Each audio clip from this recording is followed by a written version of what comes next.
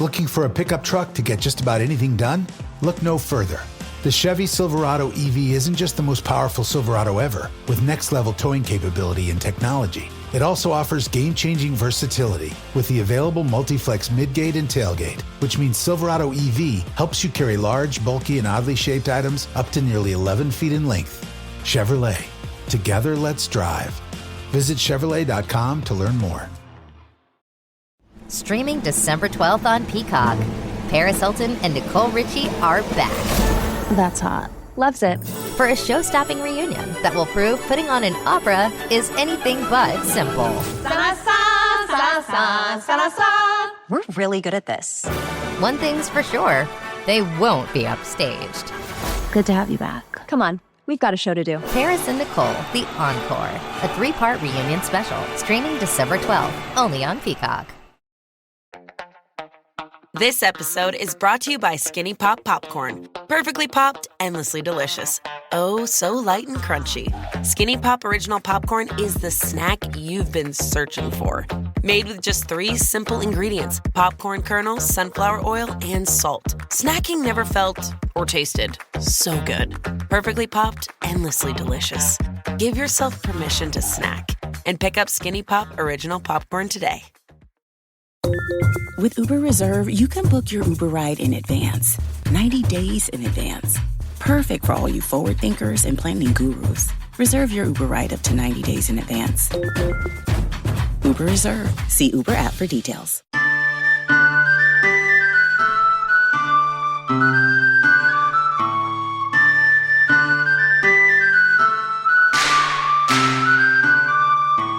Hey, all you heroes, hawks, heralds, crows, pirates, and wardens.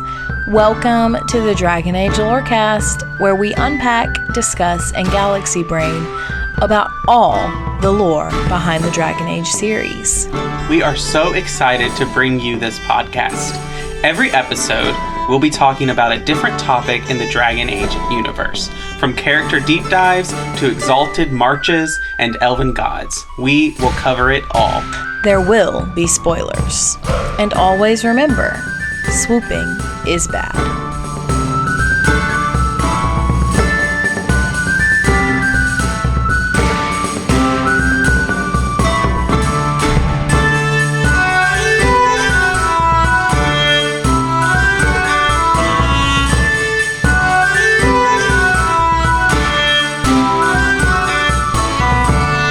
Hello and welcome to the Dragon Age Lorecast, where we talk about Dragon Age and its lore. I'm one of your hosts, Austin, also known as Teacup. And I'm your other host, Shelby or Shecup. And we are back after just a little bit of a break for the Thanksgiving holiday here in the United States. And we're here to talk about our last novel to talk about. Yes. I feel like it's been a long time coming. This season has been really long, and we are going to be wrapping it up in just a couple more episodes after this one. But yeah, this is an exciting episode. Surprisingly, like, there are some things that are going to tie into Veilguard. So we'll talk about that, and don't worry, we'll be sure to give some spoiler alerts when we get to that section. But yeah, so we're talking about the Masked Empire today. So general info about this book is, number one, it's written by Trick Weeks, and that makes this the first Dragon Age novel that is not written by David Gator. I know we've talked about Last Flight already, but this one came out before that one. So this one was published on April 8th, 2014, with the deluxe edition coming out on June 18th, 2019. So, I did want to read the dedication from this novel because I think it's really important, and it does guide kind of the story of the novel. And so this is what the dedication says. This book is dedicated to all the LGBTQ fans who have talked to all of us at BioWare via panel questions, direct messages, Tumblr fan art, excited YouTube videos, and everything else. Thank you for your kind words and your heartwarming and sometimes heartbreaking stories. Thank you for approaching what we have done and challenging us to do more. But mostly, thank you for reaching out and making your voices heard. Yeah, so I love the dedication, by the way, which is, again, one of those things that I sometimes want to say to certain complaints about Dragon Ages, this has always been this way. Mm-hmm. It has always been a more inclusive game, just in general. Like there's no way around that or anything like that. But I also want to point out, so this book is basically the calling and stolen throne for Dragon Age Inquisition.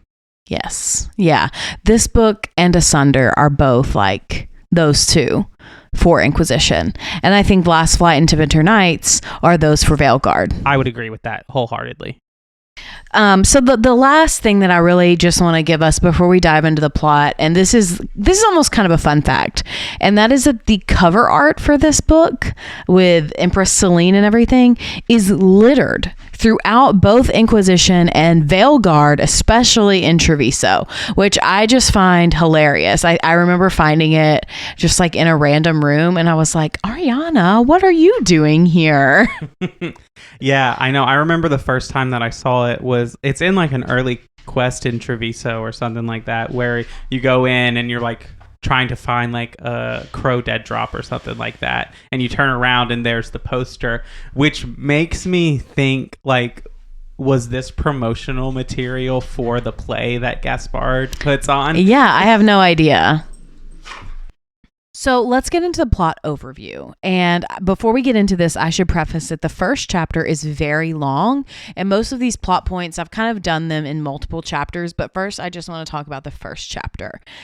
So the first chapter very much establishes Celine's motivations as well as the context of Orlais. We see her at the University of Orlais meeting with the Chancellor and encouraging him to accept Elven students. And then afterwards, she meets with Liliana, or Sister Nightingale, to discuss the tension between the mages and the Templars as that conflict is rising. So from the get-go, it's establishing that Asunder and this novel are pretty much taking place at the same time. Later on at a ball, Gaspard goads Ban Tegan Garen into a duel by insulting the memory of Queen Moira. But Celine is able to diffuse this conflict by forcing the duel's weapons to be the yellow feathers that Chevalier wear on their helmets. This is kind of the spark that ignites the storm, because this act of disrespecting, in their view, the Chevalier is what causes a lot of nobles to turn against Celine.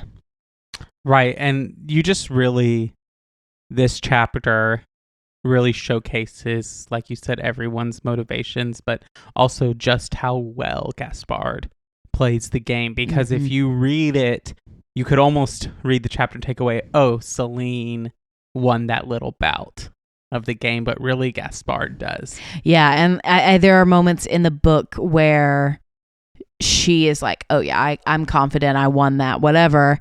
And then Gaspard is like, well, she may have won this battle, but I'm going to win the war. And then later on they reflect on it, and it's like Gaspard is like, oh, well, that went more in my favor than I thought it would. But I also think Gaspard is such an interesting character to me because he acts like he plays the game badly. And I think he truly thinks he's not very good at the game, but I think that he is a master of the game. He just plays it in a more abrasive way than someone like Celine plays it. But I think he's a master at it, and pretends he's worse at it on purpose than he actually is. Right. And this is such a good move because he's cornered Celine into a moment where no matter what she does, no matter who she backs, it's a lose-lose situation, because Gaspard is issued an insult.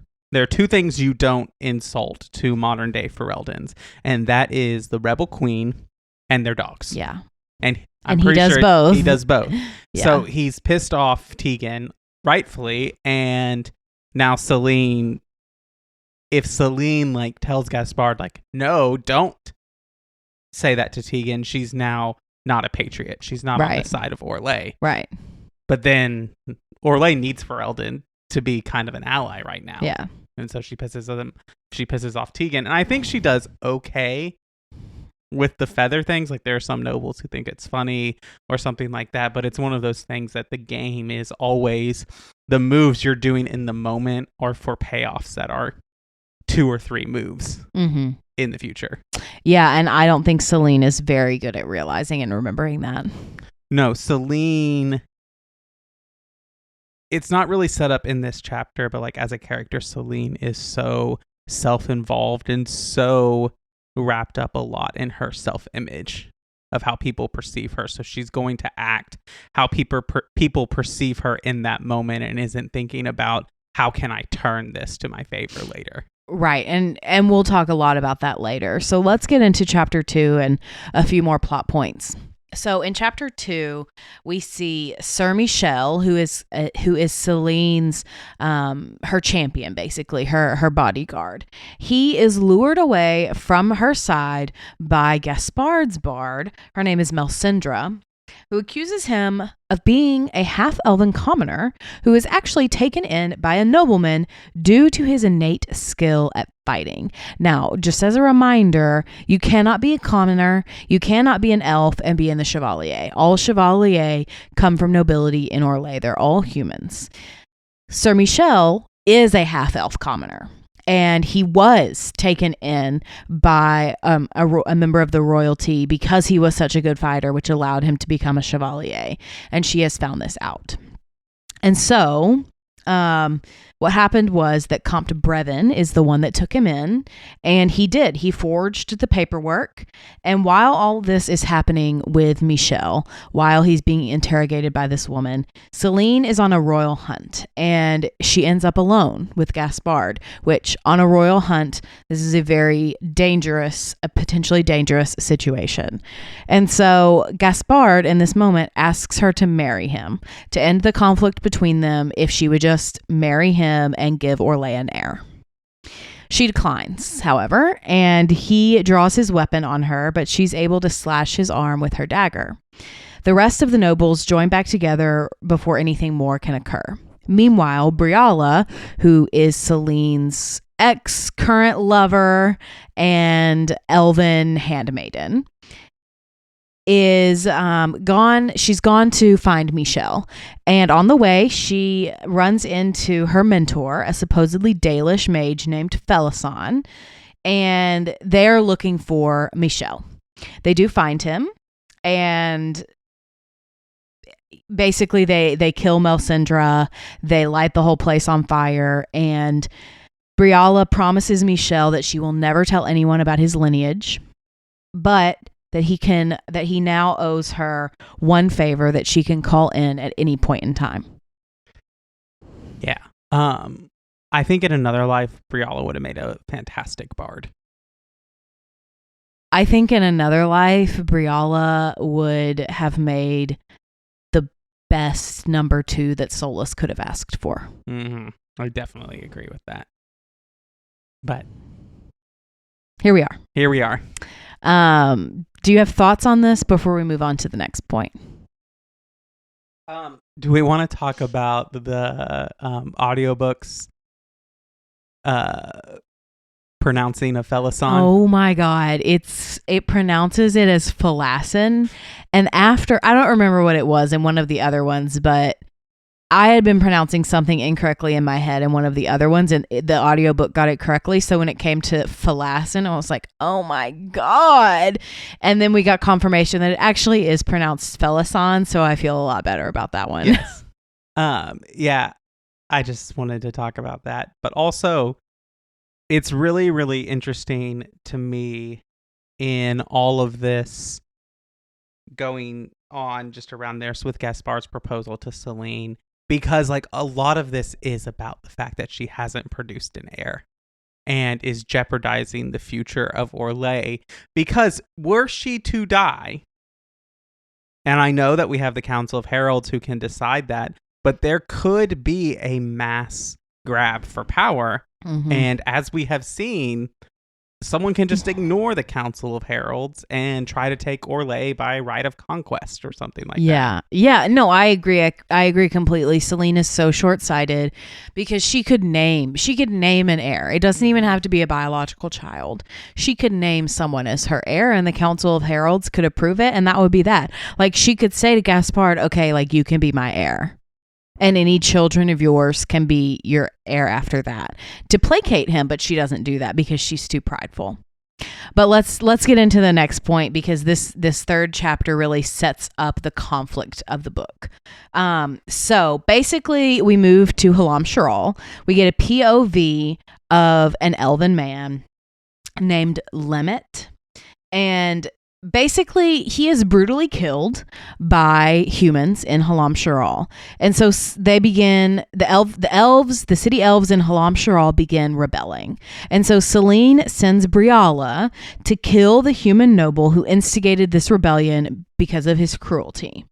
But before she can complete the mission, Gaspard and his lackey Ramash commission a play at the Grand Royal Theater, in which it's kind of a metaphor for Selene. But basically, the plot of the play is that Andraste ignores the war against Teventer after she takes Shartan for a lover, thus forcing Maferath to betray her. Notably, Shartan is played by a woman actress. So, in the metaphor here, Selene equals Andraste, Briala equals Shartan, and Gaspard equals Maferath. In response, Selene decides to march on the city of Halam Sharal to crush the rebellion. Briala, unaware, continues her mission and kills Lord Mainsarai. But as she's leaving, she's immediately challenged by the Empress's men, who are led by Sir Michel. Felasan is able to escape, but Briala is arrested, realizing, of course, that she's been betrayed by her lover, Selene. While this is happening, Selene is quote-unquote battling the elves, though it's less of a battle and more of a bloodbath. That's when Gaspard swoops in and routs pretty much all of Selene's troops, narrowly missing Selene herself. So all of this is a reaction against this play that Gaspard has commissioned. And we can talk about her reaction and everything, but I just want to say, if she just hadn't reacted, literally everything would blow over. But she gets so mad and is like, okay, well, I have to prove that this isn't true, thus proving that it is true. I remember reading this and being just so mad at her because obviously, like, she doesn't listen to any of her advisors. Anyone who advises her on anything, she doesn't listen to, because she's the Empress and she can do what she wants. All she had to do was laugh this play off, and then we wouldn't have a book. Right. It's like that old Star Wars meme where it's like, Qui-Gon, are you going to take me to become a Jedi? No. In credits. And I just am so frustrating because, like, Selene just plays into Gaspard's hands over and over again, and I don't even like Gaspard that much. I think he's smart. I think he's well crafted. I think he actually would make a fine ruler. Maybe a little cruel. Probably not great for the elves, but he'd be okay. As our lovely listeners know, I do have a fondness for assholes. Elgardon. I love Gaspard. Like, unironically, I love him. And the reason why is because he never pretends to be someone he's not. And that's like something that just makes me so mad about characters and people in general, is like, stop pretending to be something that you're not. And Gaspard never, ever pretends. He never pretends to be great at the game. He never pretends to be the smartest person in the room. He never pretends to be this great ally for elves and commoners. He's always like, yeah, I'm a noble and that's who I am. Chevalier are number one for me, and that's always how it's going to be. And I would rather have somebody that's honest in a position of leadership than somebody who's going to lie to my face every day. I totally agree, and I think that's one of the things that why the Orlesian nobility tend to underestimate Gaspard is because they think he's bad at the game and he doesn't know how to maneuver because he's so straightforward and honest. Yeah. Like, Gaspard is that person who's like, oh my gosh, I'm going to run out of points and get thrown out of the Winter Palace. Like, that's how he plays the game. Mm-hmm. But he does it in such a way that it forces other people to have to show their hands too. Yeah. Yeah. And it's even this, not only has Celine like basically confirmed that this play is the truth, and I have a comment about the play after this I want to share. But then Gaspard then gets the perfect opportunity to be like, look at me culling Celine's cruelty. See how unhinged she is? Here I am. I'm the proud chevalier. I'm the proud soldier who's going to come in and make sure Orlais is honorable. Mm-hmm. Yeah, exactly. And then the last thing about the play is, like, before this book, if you had told me, oh, this play took place in Orlais, I'd be like, no freaking way. Like, to Venter, maybe, but no freaking way in Orlais. Well, I think the thing about it for me is that Orlais loves to pretend to be religious. Orlais loves the trappings of religiosity. Orlais is not actually devout. I think I might agree with that. Like, and I think about it kind of opposite that I do the Anderfels. Like the Anderfels, the people, they always say in the lore that the Anderfels is the most Androstian place in Thedas. And I think I agree with that, but not in the trappings of wealth, not in like the massive cathedrals and all of that, not in the, the religious garb and the center. Like we don't have the Vatican City in the Anderfels, but the people are the most religious. The people are the most devout in the Anderfels, probably because they're the most desperate. And Orlais is not at all like that, even though they are, for all intents and purposes, Vatican City of Thedas. Yeah, I think Androstianism is so synonymous with the culture of Orlais that, like, it's just something that they do. Whereas I think probably for me, the Anderfels and Navarra a lot. Like, I feel like Navarra is very Androstian, even though they're really obsessed with their dead. But I think that's a big pull there. And I think Ferelden is pretty, like, actually religious too, outside of the big cities. And I think you will find that anywhere true. Like, if you go outside of the big cities of a country, you will find people that tend to be more devout in their religiosity than maybe someone in the city. Not to say that there aren't religious people in the city, but just on a general thing. Yeah. So let's get back to the book real quick. Because the next thing that happens is that Celine and Michel are basically wandering around the Orlesian countryside. And they're trying to avoid Gaspard's troops. Trying and failing. They do avoid him, but eventually Briala is able to free herself from Gaspard's captivity. And before too long, she does meet up with Felisson. And that's when, after that, she and Felisson are able to meet up with Celine and Michel. And so the four of them have kind of formed this group. Though they have some serious disagreements between the four of them, they decide to join forces and try to find the Dalish to potentially get the Dalish to help them. Which is a terrible plan. I don't know why they thought that would work as a city elf, a half elf, the Empress of Orlais, and, well, whoever the hell Felisson is. But anyway, so they go to find Clan Vernon, who is led by Keeper Thelhin. And they, of course, as we predicted, want absolutely nothing to do with them. And so they proceed to imprison Celine and Michel.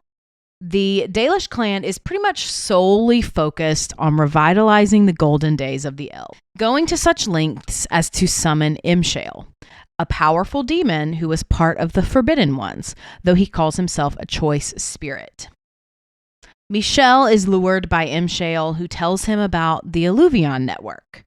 And so during this time, there are several realizations the characters are having pretty much simultaneously. So Michel and Celine realize that they could use the Alluvion network to get back to Val Royeaux and fight Gaspard easily. Briala realizes that the Dalish are not and will never be her people.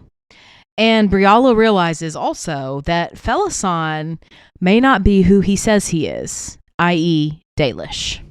Yeah, I think it's really, really interesting because, like, I'm so reminded of Briala's realization with the conversations that can happen between Fenris and Meryl in Dragon Age 2, and Fenris basically being like, you don't know the struggle that I have. And Fenris is really good about, like, he never really says that Meryl hasn't faced struggle. He just says that you don't know the struggles that I face, and they're different than yours. And I'm reminded of that. Like, the city elves and the Dalish, I think, are only alike in the fact that they share a lineage with the Elven people entirely, but their cultures are entirely different. Yeah. And their struggles are entirely different, even though they get lumped in with the same like racial category by the humans of Thedas. Their struggles are so different, which is why they don't often work together unless it's like a Tevinter slave escaping to the Dalish. Yeah, absolutely agree. So let's just move the plot right along. So ultimately, after they have all these realizations and they talk with Michelle, or after Michelle talks with Imshale, what happens is they pretty much kill this entire clan, or Michelle does, so that they can get out. And it ends up that Michelle spares one elf. Her name is Myris. And Imshale does tell them about the Illuvions, as he said he would, but he also manipulates Michelle into freeing him. And so they do go through into the Illuvion network, but Gaspard is on their heels, arriving at the camp shortly afterwards. After being attacked by revenants, corpses, arcane horrors, and even more in the network, they form an uneasy truce with Gaspard until they can reach the main chamber. This is when they find Vartaral, of course, and during this fight, Duke Ramash attacks Celine in an attempt to kill her, and Gaspard responds by killing Ramash because he finds his action to be dishonorable. I think this is a really interesting plot point for Gaspard to kill his number one ally, and I think it does show the depth of his commitment to the Order of the Chevalier, because he has his number one ally who is trying to kill his number one enemy, and instead of helping his ally kill his enemy, he kills his ally. Because it's dishonorable, because you can't directly assault your queen when you're not in battle. Mm-hmm. Or your empress when you're not in battle with her. And that's Gaspard's argument, is like, now is not the time to attack her. We're fighting the Vartaral. She was on our side. You can't do that. And so I think it's just really, for me, it's respectable that Gaspard sticks to his morals so much. Yes, there are times where he bends them and interprets them in a way that is not in the spirit of the law, but he does stick to his morals. And I do think that that's interesting for such a villain to take. Mm-hmm. And it's interesting to me of like how much Gaspard values his word, because they agree to work together to get out of this Illuvion network. So his right-hand man betraying Celine and doing that, I think he sees that as like, no, we gave our word.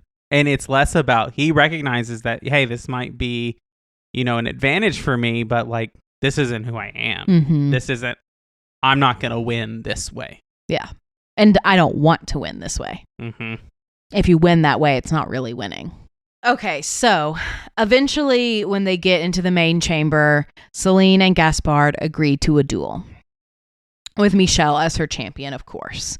The duel goes very, very badly for Michelle because Myris and another person who is with Ramash, who is named Liane de Montsimard, she's a mage, but she's never been to the circle.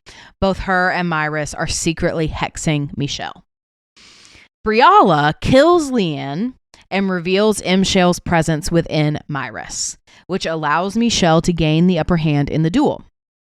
Just as he's about to deliver the killing blow to Gaspard, Briala calls in her favor to Michelle, and she tells him to yield.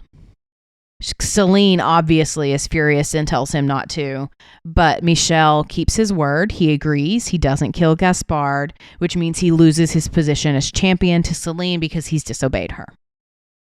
And it also means we're losing the war against Gaspard for Celine.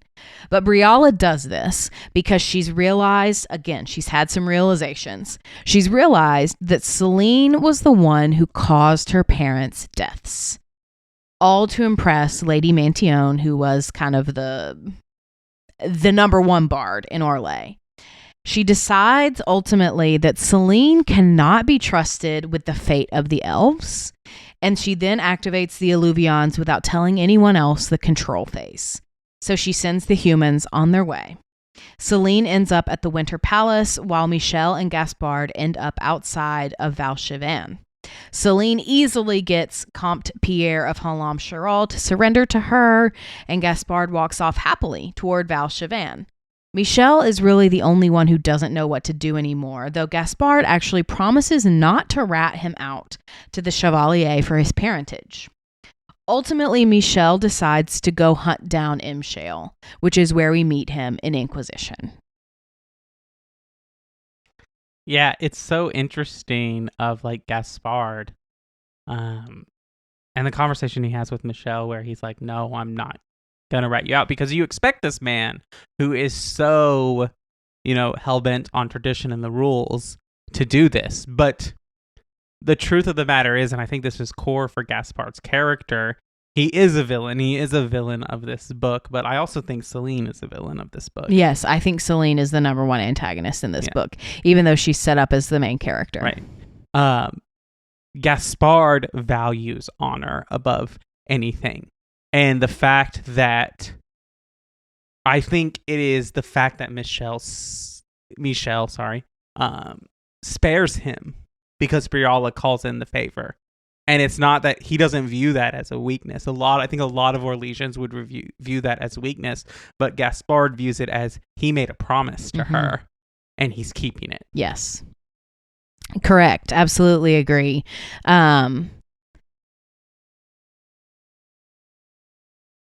So I just have one more thing to really say about this book, and then we can get into the analysis. And I will have more to say about Gaspard after the mid-break. But the very last thing, at the very end of the book, Briala offers the Illuvion password to Felisan. But he refuses to hear it. He doesn't want it. He then goes into his dream or trance because he's a Somniari, and he wakes up in the Fade, which is when a mysterious person approaches him and asks for the phrase. And when he says he doesn't have it, the person kills Felisan. I think we all know that the person, quote unquote, the person is soulless. Mm-hmm. We wouldn't have known that when the book came out. When the book came out, no, but by the time of Inquisition, with the ending of Inquisition, we knew that. Yes. Do you want to talk about Felisan and everything, or you want to save that for after the mid-break? I have a point in the analysis section. Okay. I have so much to say about this one point, but it's all related to Dragon Age the Veilguard, so I think we can good point to just kind of go to the mid-break unless you have something that's not related to Felisan and the Veilguard. We can go to the mid-break. No, let's go to the mid-break. All right. Blinds.com Cyber Monday Last Chance is happening now. Don't miss out on up to 45% off site-wide. A Blinds.com design expert can help you make the perfect selection on your schedule. We can handle everything from measure to your whole home installed for one low cost. With over 25 million windows covered, Blinds.com is the #1 online retailer of custom window coverings. Save up to 45% site-wide, plus a free professional measure right now at Blinds.com. Rules and restrictions may apply. Meaningless stuff. Why do we gift so much meaningless stuff? Tired of generic gifts and hollow trends? Shutterfly allows you to create meaningful photo gifts for your family and friends. Whether it's a cozy fleece blanket for grandma, a stunning canvas print for mom, or a mug to make dad smile. Enjoy 40% off with code MAKE40 at Shutterfly.com and make something meaningful this year. See site for more details.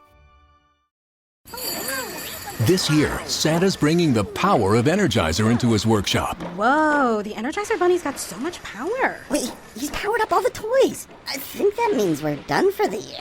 I love this bunny. He's the hardest working helper the North Pole has ever seen. And he wants all your gifts to have the power of the #1 longest lasting AA battery. So this holiday season, stock up on Santa's and the elves' favorite battery, Energizer Ultimate Lithium.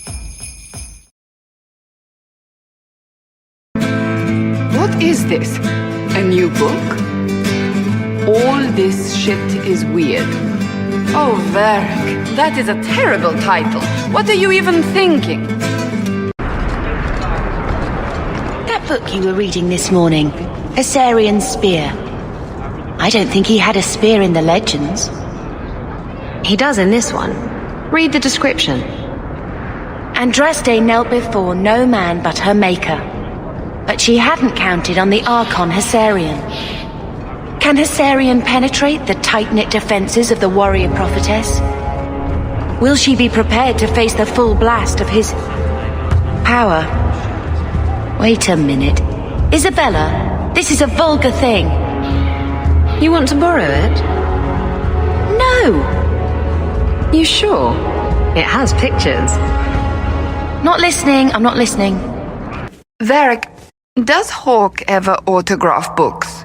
Why? Doesn't your copy of The Tale of the Champion have a big hole in it? Yes, but it could also have Hawk's signature on it. Welcome to the middle of the show where we talk about all the things going on with the podcast, but not the lore of Dragon Age. And so here we take a time to thank our patrons. Thank you to all of our patrons. Thank you to our first patrons, Genesis and Lisa M. We have our patron chat coming up, which we'll talk about more details in that near the end of the mid-break. But if you want to come on that, you can go to patreon.com/DALorecast and sign up at our first enchanter tier to come on the show for that. Also, another great way to support the podcast is to leave us ratings and reviews. If you leave us 5 stars and some kind words, we will read it out on a future episode of the show. So I have a review to read today that comes from Liz P. This came to us via email and said, Liz says, I wanted to write in and say I love your podcast. I just started listening a few weeks ago after deciding I was going to get Veilguard when it comes out. I came in very late to DA games and I never knew about the first ones and started with Inquisition. I loved the characters and the world building and had a great time discussing the game with a friend. I'm grateful that you've made this podcast so I can catch up on all the lore I've missed. I've started from mostly the beginning, but I like that you tie in real world examples to the lore and also that you cover fun fandom stuff later on, like shipping, so it's not just miming back lore readings from the game. Looking forward to seeing your takes on the Veilguard as I play through it. Thank you so much for that kind review. We are so glad that you enjoy the podcast and are finding so much fun in it. Lastly, you can you can join us on the Discord. Cups Podcasting More Discord. Come and talk about the game, the Veilguard. Come and talk about your crazy Dragon Age theories. You want to come and put on your tinfoil hat and talk about your crazy theories? Discord is the place to do that. And then lastly, we have a survey going around that is going to help us with our December patron chat. So you can find that survey on all of our socials and in our Discord. Just anywhere you want to find it, you can fill that out. The more responses we get, the better the patron chat will be. All right, that is all I have for the mid-break, so we can get back into it.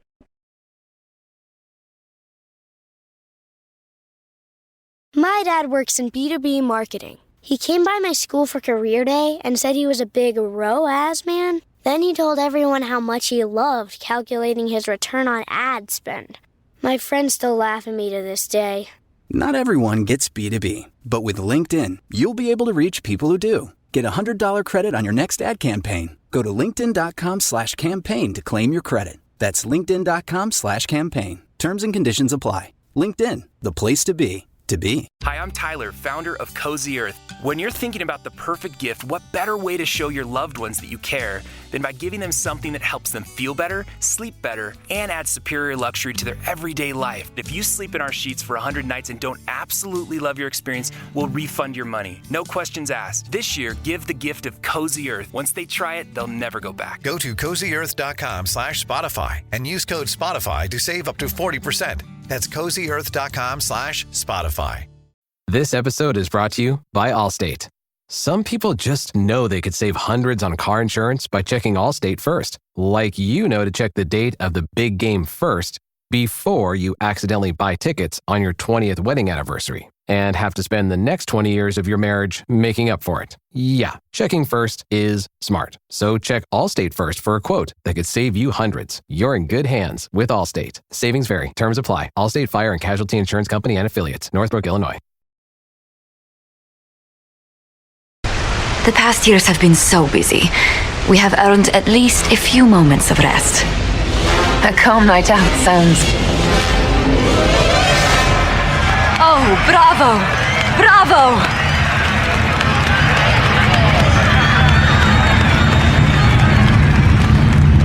Was the woman in gold playing a king? Who was the man in feathers? Oh, it's all very simple. The first actor's mask is determined by... well, I will lend you the program guide. But tell me, did you enjoy the performance? That was one of the greatest things I've ever seen. Truly. That part with the glittery... And they actually set fire to... Yes, I truly enjoyed it. Then I call tonight a great success. I've got some of it written down now. Give it here. Her breasts strained against the leather jerkin like two wild stallions corralled against their will. She pounced, the smooth moves of a jungle cat, and locked her thighs around Donnick's waist. He... What? Nothing. What is that? Shh. Isabella just thought she'd celebrate your love affair with a written dedication. It's friend fiction. I do it out of love. I will never, ever be clean again. You fear barbarians will swoop down upon you. Yes, swooping is bad. Okay, so obviously the main characters of this book are Briala, Empress Celine, Sir Michel, Felasan, Grand Duke Gaspard, Imshale, Melsindra, Myris, Ramash, and Leanne. And, you know, some of them we talked about very little, and they actually are in the book a lot more, but we only have, you know, a certain amount of time. So let's get into analysis, because this story includes heartbreak, politics, betrayal, grief, etc. But at its core, I do believe that it's a story about power, how to get it, how to keep it, and how to lose it. So I first want to open the floor with a discussion about Gaspard. And specifically, I should say his code of ethics, because I do find it fascinating. And I find fascinating specifically how dedicated he is to his code of ethics, about his code of the Chevalier. He will not directly attack the Empress, as we've discussed earlier, because that would be treason, but he will maneuver her into a corner where he can go against her in battle, because that would be okay. He also kills his number one ally for fighting Celine outside of battle, but he refuses to rat out Sir Michel's parentage, and he also believes that Sir Michel is truly the pinnacle of what a chevalier should be and is. And in sum, I think Gaspard have very strong moral code, surprisingly, which on the surface, I don't think I would have ever said that. Like, if I had just met him in Inquisition, I would have been like, oh, like, he's a jerk, he just wants power for himself, and that's all he's about. But at the end of the day, I just don't agree with that. I think he is power hungry, and I think he does feel entitled to the throne, but I think he is also a lot deeper than that. And so I think that makes him a fantastic antagonist. I absolutely agree with that. And I think, to add on to your first point too, and this one, a major theme of this book is honor. Like, probably not like a stated one, but like, what does it mean to be honorable? And it's interesting to me because the way you set it up, you expect Celine to be the honorable one, because she's the one who is pushing for change in Orlais, who's trying to get the elves more representation and quote unquote more rights. But when push comes to shove, she is the one who is dishonorable, the one who moves against the elves. Gaspard is a more traditionalist. He is more of a like traditional nobility. But when it comes to a choice of following the letter of the law and the code and respecting honor and the honor of someone else, he picks respecting the person, ignoring the fact that they are half elf. Yeah. And so like Gaspard is the honorable one, and I think that it's a good like subversion of expectations. Of we expect the young woman, the progressive person, to be the honorable one, but she's not, and our traditionalist is, even though he's still a villain and antagonist. Yeah, and I wouldn't say Gaspard is good for the elves by any stretch, but I do think that Selene, Gaspard continues the status quo. Selene begins a course of action that creates a lot more strife in Orlais, between elves and humans. And really, I think she brings it back to the days of the Exalted March. I don't think Orlais has seen racial tension to that level since then. Because this is really bad. And I do think we got to talk about the racism in this book. And that kind of transitions us into Selene and Briala. Because Selene repeatedly demonstrates throughout this novel how far and how much she is willing to betray Briala. And the answer is fully. She betrays her at every turn. I mean, she is the one that killed her parents. She is the one that mercilessly slaughtered her community, the people she's working for, while Briala has been pushing her for years to be better, to treat the elves better. And so I think Briala is absolutely fair in not giving Selene the Alluvion passcode because she doesn't trust her anymore. She doesn't trust her to do the right thing. She doesn't trust her to protect the elves. I think that Selene doesn't want anyone to be hurt in her country. I think she does consider the elves to be her subjects, but she will always abandon them when other things arise. They are the bottom on the totem pole for Selene. They are the bottom at her priority list, and she will always sacrifice them when other issues arise. And guess what? Other issues will always arise because that's what running a country entails. Yes, 100% agree with everything that you just said, especially Selene's betrayal. And I see one of your notes of I think we have to talk about the choices you can make at the end of Wicked Eyes, Wicked Hearts. Yeah, in Inquisition. And you have a point in here of you will never get Selene and Briala back together. No, the first time I played Inquisition, I hadn't read this book. And I was like, yeah, let's get the lesbians back together. I love them. That's amazing. And then I read this book and was like, absolutely not. Absolutely not. I will never, ever do this again.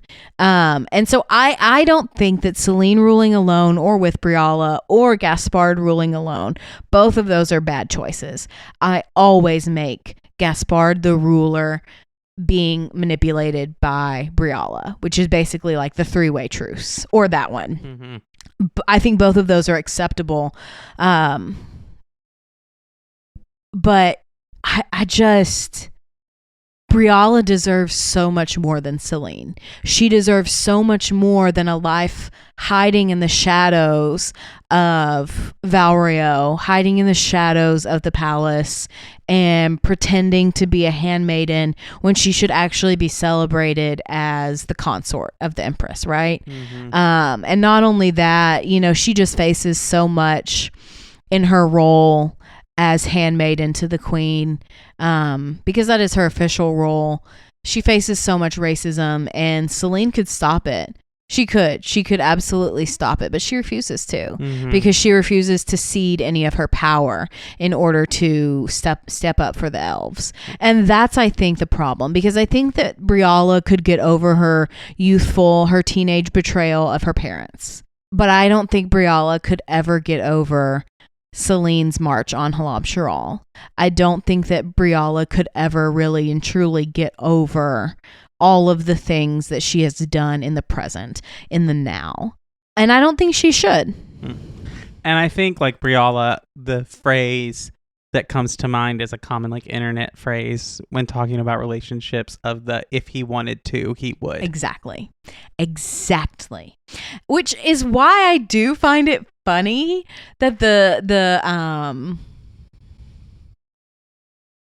that the dedication for this book is like, we dedicate this to all of our LGBT fans. We love you so much. And it's this horrible story about this toxic relationship. Yeah. Honestly, though, like, I think this book is an excellent example of why power dynamics cannot be overcome. Like, very steep power dynamics. Now, if you have a small power difference, most of the time, like, you can make that distinction, but Briala will always be viewed as under Selene. She will always be the one who will be calling the shots because she's Empress. There is no one in Orlais that is higher than Selene. Right. And Briala is her servant. Right. Briala depends on Selene for everything. Survival. And this is why I would call it super, super toxic. But I also appreciate it in, like, from a representation standpoint, that it's not the stereotypical of like, oh, here are these gay people, these lesbians who are in love and everyone hates them and doesn't want them to be in love. But it's literally just like, if Selene would name an heir, they would let her have her relationship with Briala and no one would really care. There'd be a few nobles probably who would be like, well, she likes the elves or whatever or something like that. But most of them would be like, yeah, have your relationship. But it's the fact that she doesn't name an heir that calls into question this relationship. Exactly. Did you have more? No, just that I hate their relationship so much. Yeah, me too. Okay, so I just want to talk about one lore inconsistency real quick. And that is that Gaspard says that he and Selene are distantly related, but they are actually first cousins. Like, full stop, they are first cousins, which is funny. I just find it funny is all. I wonder if that was like a change between book and game of like they were supposed to be distantly related, like more distant, and then they were first cousins.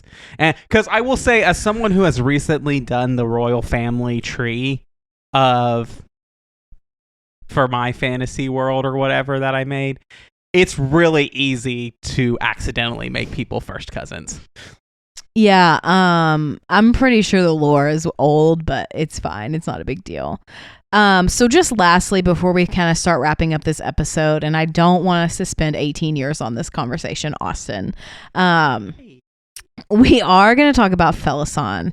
So there are some things in Dragon Age: The Veilguard that give us more information on this. So if you don't want any spoilers for Veilguard, you need to hop off now. Just saying, this is your spoiler warning. We are giving a spoiler warning. So if you are listening to this in double speed, make sure you're listening to what we're saying. There are going to be some major spoilers coming up in about 3, 2, 1. Okay. So let's talk about Felisan's murder, because he is murdered by Solus, which we technically didn't get confirmation of until the Veilguard, even though we did kind of infer that. Who else would it be? I know. But we see Felisan in the Veilguard. Wow, he's so hot, by the way. Number 2 is there is a fight called the Betrayal of Felisan, and there are some really interesting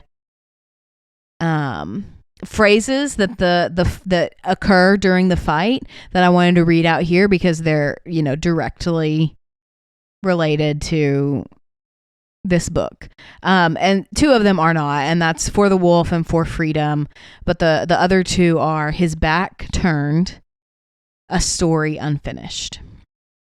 And that just kind of hit me in the game, because I'm like, oh man, like this is directly tied to his death and what happens at the end of the Masked Empire. Other things that I wanted to talk about is we do see Felisan. He appears in multiple flashback quests and scenes that we get in the Fade, and we learn basically that he is General Felisan, fighting alongside Solus in Solus's war with the Avenurus. And he's second in command of the army, basically fighting against the Avenurus. He is very respected. They're like, Felisan and Solus are basically besties, like they're the top 2 in command, etc. Throughout the game, we do see Felasan begin to be more and more suspicious of Solus's motivations and less gung-ho about the decisions he's making, and more and more skeptical, I think. And we see their relationship start to fall apart. And it's really sad. It's a very tragic story. Yeah, it is very, very sad. And I think, like, the inclusion of this book with this and the scenes in the Veilguard, particularly the one where you're supposed to, like, impersonate spirits, where Solus basically, you know, enlists a bunch of spirits to attack Elgrenon's palace. And it's a suicide mission. Mm-hmm. These spirits are meant to die. And Felasan basically comes to Solus and, like, you knew this was going to be this way. And you kind of see Felasan's own disillusionment with Solus, with the Dread Wolf, begin in that scene. And it comes down of, this is Solus's probably one of his best friends. Like, I think Solus's best friend is obviously Mythal, that's a separate episode, and, like, their dynamic is also weird in my opinion, and I don't like it. But okay, Felasan is, like, his right hand man, the one who trusts him the most, and he betrays him. Yeah, and there is this codex entry that I want to read. I guess it's more of a note than a codex entry from Veilguard, but it's titled "The Calm Before the Storm," and it's kind of a note that Felasan's writing to himself, I think, or like a journal entry. And it says, "I come here sometimes when I need to be myself, not Solus's friend Felasan, not the slow arrow of the rebellion, just me. He hasn't been right since what happened with Mythal. He's planning something with the dagger, and if it were a good idea, he'd have told me. Damn it, Solus. I'm with you as long as we're protecting the innocent from the powerful, but you make it really hard sometimes." Mm-hmm. Also, a nice, like, lore consistency, because we rarely get to talk about lore consistencies. His name means slow arrow, because Asan means arrow, yeah, as we learn in Davrin's quest. And so I just really I like that. I love consistency of language. So I just really like that, and it just goes to show that Solus is so blinded by his desire to do right that he doesn't realize he's doing wrong. That's a really great way to put it, I think. And I know I've been a Solus hater for the entirety of this podcast. And I will tell everyone that I picked the redemption ending in my first playthrough because I thought it was the best ending. But, like, Solus is not a good guy. I think he has good intentions. I think he is, like, wanting to do good, but he is willing to sacrifice anyone and everything to make it happen. And Felasan is the first thing that he does. Well, not the first thing, but the first thing in his new quest that he sacrifices. I don't know if I agree with that. I think we're going to have to do a Solus wrap-up episode. But Solus is not the theme of this episode. So unless you have anything else to discuss about Felasan specifically, I think we can move on to our ratings of this book. Yeah, I think we can do that. You go first. So I had a lot of thoughts on the ratings of this book. Overall, I really liked this book. For plot, I gave it a 4. I think this follows the typical plot points of, like, a political tension fantasy. Like, there's betrayal, there's political intrigue, there's all these things. The one thing that I felt adds diversity is the M-Shale plot. Like, this demon, and, like, kind of ties it into a more of, like, oh yeah, this is... Not that this is Thetis, but, like, here's Dragon Age. Like, here's the magic. Here are the demons. Here are the overarching, like, threat to Thetis that's happening. So I really liked that. And I also really liked in the plot the kind of, like I mentioned earlier, the subverting of expectations of, like, who you expect to be the most honorable is perhaps not the most honorable. Characters, I gave a 5. For the first time in a long time, there was not a POV that I felt like I had to slog through in this book. And I think that Trick Weeks did a great job of starting Celine out as someone who we would lean into being sympathetic towards and forming into someone that we would despise. Which builds on the tragedy of the whole book. For prose, I gave a 5. I think Trick Weeks is my favorite of the BioWare writers. I think it's probably a tie between them and Mary Kirby, but sadly Mary Kirby doesn't work for BioWare anymore. And then dialogue, obviously I think that dialogue is where all these writers shine. I just think they're really good at writing conversations and getting emotion just through text and all of that. And I just really enjoyed it all and off. There were times that I felt like I was actually reading a transcript of a royal court meeting or something like that. And so overall, that's a 4.8. Only a slight deduction for I think the plot does follow the plot points of political tension. Yeah, so I'm mostly agreeing with your ratings here. I do think characters and dialogue and world building, they're all 5s for me. Prose is a little bit lower with a 4.5, and then plot is a 4 for me as well. I pretty much agree with everything you've said here, especially kind of the difference between before Veilguard and after Veilguard in terms of world building, because the payoff we get with Felison's story and the conclusion, well, not really the conclusion of it, but the rest of it that we get to learn is just excellent. And so I loved that. So for me, this book is a 4.7. It's not my favorite of the novels. That still is going to be Last Flight. But I do think this one is a number 2, even though, this book is, I wouldn't say it's very dark, but it does have dark themes in it. And that sometimes I think reading the power struggle and the racism in it can be difficult. But it's still a really great book.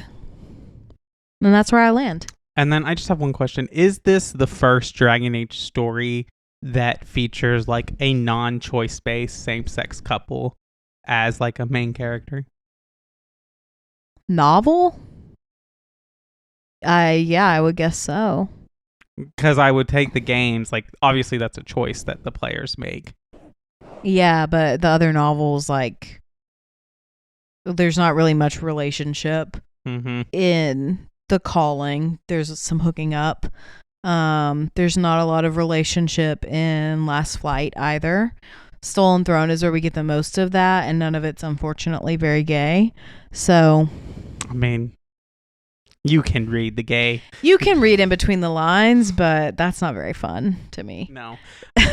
But I do appreciate that, like, this relationship of this lesbian relationship is not in the, like, stereotypes of how we see same-sex relationships in media a lot. Yeah, that's true. All right. Well, I think we are good to wrap it up. All right. Well, thank you again for putting together these show notes. I've really enjoyed this season, even though we're not all the way done. We still got some comics to do. We're about to talk about my favorite character coming up. I remember just a fun fact, and this is still a little spoilery, so if you've come back in from the spoiler section, just your warning here. Like 2 days before the Veilguard came out, Shelby texted me and she's like, I think Felison is an ancient elf. And then the game came out and I was playing and I got to like one of the scenes and it was not there. And I was just like, oh my God, she was right. I'm always right. Yes, that is true. But anyway, let's wrap up. Thank you all for listening to the Dragon Age Lorecast. We'll see you next time.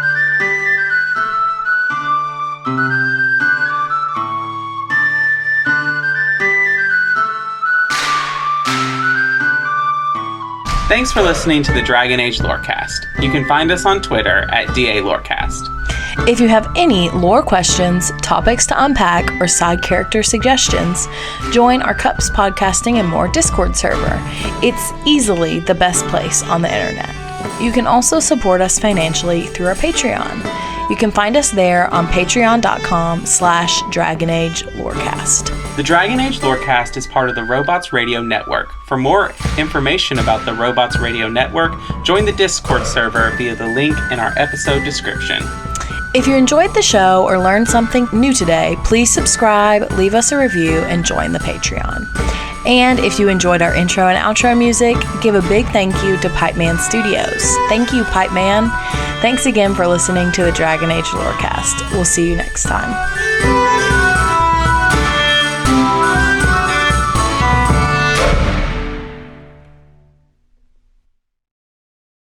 How well do you know your video game lovers? Have you ever wondered how your video game bays stack up against all the other delectable digital dates? I'm Genesis, the girl whose motto in life is love, laugh, tequila. And on Two Girls, One Ship, we analyze, rate, and review all that the world of video game romances has to offer. And I'm Vervada, the hopeless romantic cat lady and lifelong gamer.